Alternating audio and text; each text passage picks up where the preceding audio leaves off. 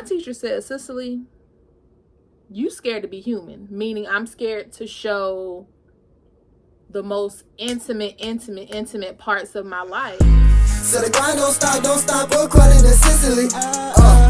ATC on top, according to Cicely. What's up, ATC gang? Welcome back to another video. So, y'all, I'm in this content creation class, right? And one thing that I learned, although it's been kicking my butt, my teacher said, Cicely, you scared to be human, meaning I'm scared to show the most intimate parts of my life.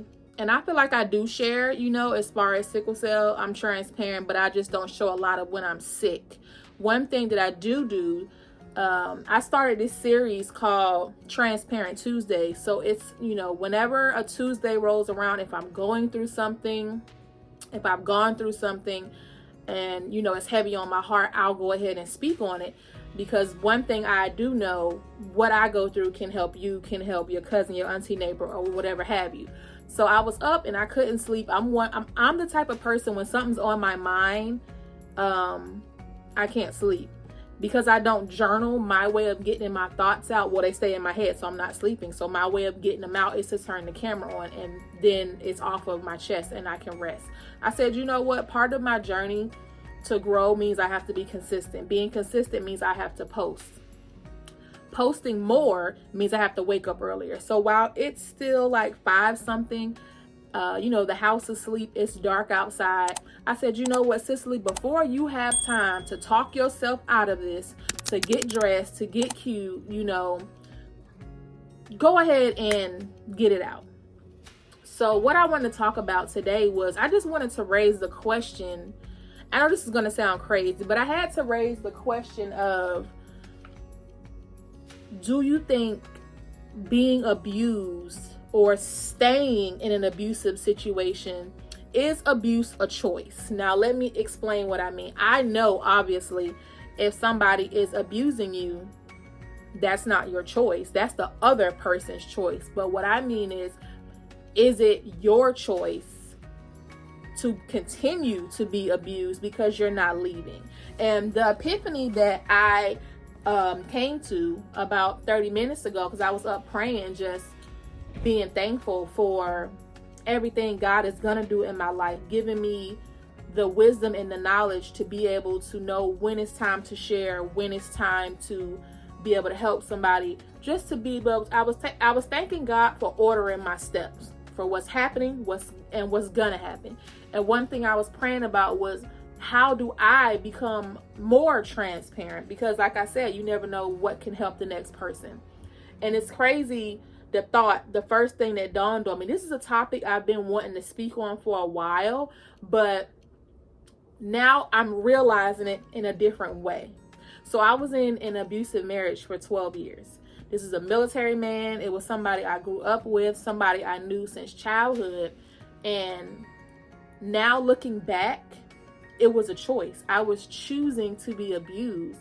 And I say that because of fear.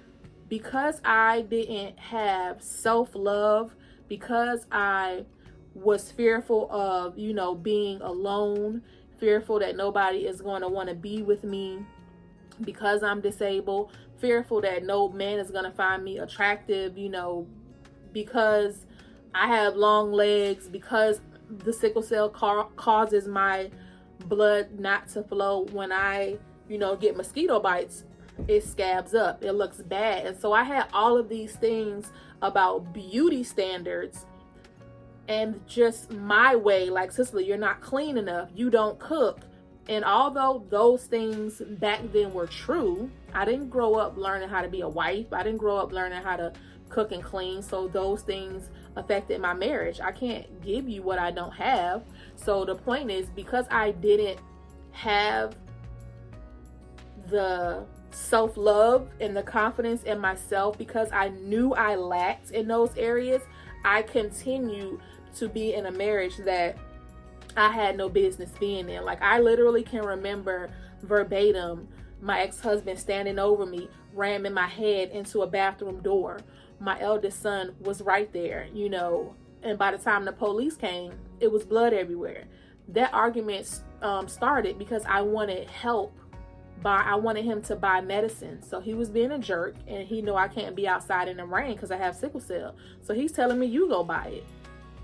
So if I go out in the rain, that means I'm going to be going to the hospital next, because that's just the way sickle cell works for me. I can't be exposed to moisture. So I said something like, okay, well, I'm just going to have somebody else help me. It was something smart, but that's not enough for you to physically attack me. And what stands out in my mind from that night, and the crazy thing about sickle cell, I forget a lot of things. And you forget things, and your memory in your brain, your thought process, your words are foggy because you're not getting enough oxygen to your brain. But certain things like this, I remember verbatim, word for word, like it was yesterday. And he stood over me after he was done, like ramming my head into the bathroom door, and said, and I'll do it again. Did that make me leave? No. Did I press charges on him when the police came out? No. Because I don't want to see a black man in jail. And although he could have deserved it, the state picked up the case and pressed charges. But did I help? Did I say, yes, he did this to me? Yes, this is happening? No. Because I had a fear of, where else am I going to go? If I can't, be with this man who I know loves me, so I thought, maybe he did, I don't know. If I can't make it work, who's gonna want Cicely? And that fear had me stuck. And what I, just want people to realize, there are levels, and maybe you don't realize, ignorance is bliss.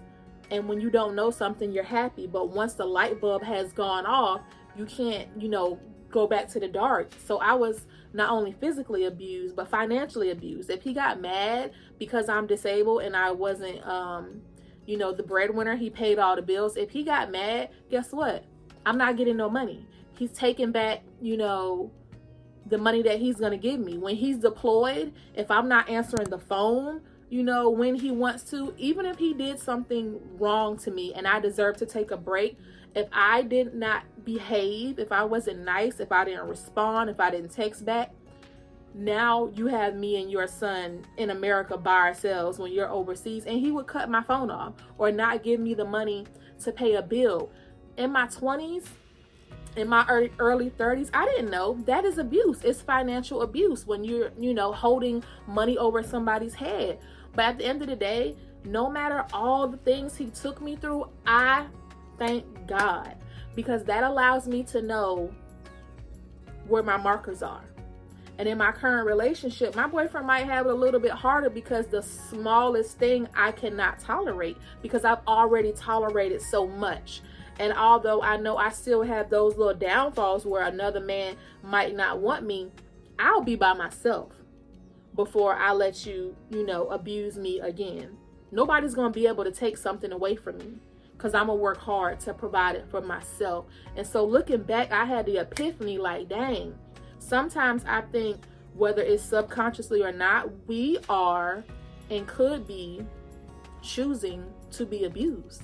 And it's because of that fear. And I just want to encourage you all to let the fear go. If it's a fear of, I'm overweight, so nobody's going to find me attractive. It's men that want that type of woman. If it's like, oh, I have a fear of, being by myself, sometimes you got to go through the storm. You got to go through the struggle. When I tell you, I have so many things that I've been through, and I'm going to just start, when God puts it on my heart to lay it out. Sometimes you have to be alone to grow. I was in another situation where I was abused by another person, and I had to move away. I didn't know nobody. Now imagine living somewhere and you don't know nobody, and you're going to be in the hospital a week later.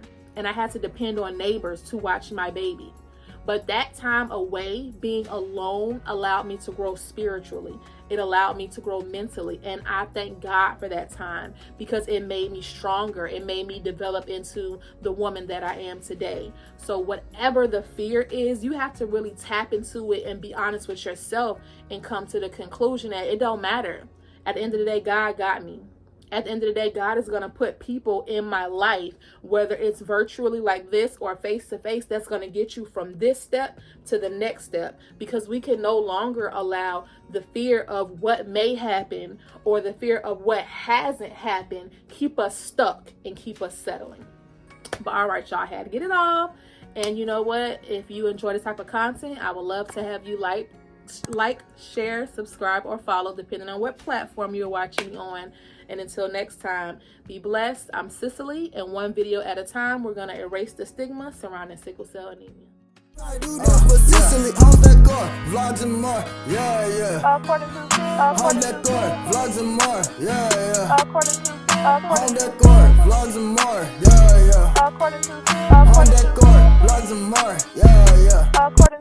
According to Cicely.